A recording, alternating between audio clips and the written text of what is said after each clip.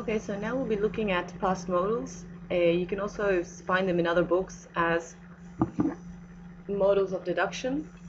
Okay, so the idea of modals is to help you deduce, to help you assume different things based on what you see. So for example, let's have a look at the first one here. We've got a boy asking, they see a yacht, one of their neighbors bought a yacht, and they ask, where did they get the money to buy a yacht? And the answer would be, they can't have bought it, they must have stolen it. So this is an assumption based on what they know. Another example, why is the girl crying? She might have lost her doll, would be what they would be saying. Why is he so angry? And another option is, he must have heard about his girlfriend. Okay, so as you can see, they all help us deduce from what we see. We're never 100% sure, but we use these modals, okay, to talk about deductions in the past. Okay, so all of these things, all of the examples that we've seen so far. So he must have heard about his girlfriend when? In the past. Why is the girl crying? Because she must have lost her doll. When? In the past.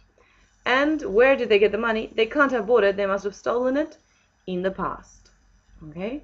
So these expressions that we use, the different modals, it always depends on how sure we are of something that is happening. So if you are 100% sure, as you have here, you use the modal must.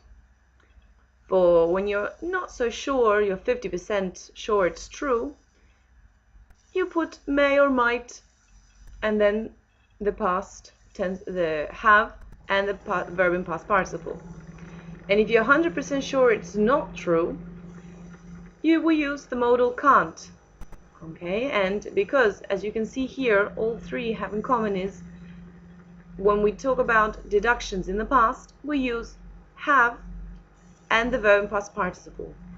We don't say we use the present perfect because it's always have. It doesn't matter if the subject is she, it's always have. Okay, so here we've got some examples. The examples you've seen: he must have heard about his girlfriend, she might have lost her doll, they can't have bought it, they must have stolen it. So as you can see, the way that we do how we form these sentences, we have the subject, we have the modal, and this will always depend on the deduction, how sure you are of something happening.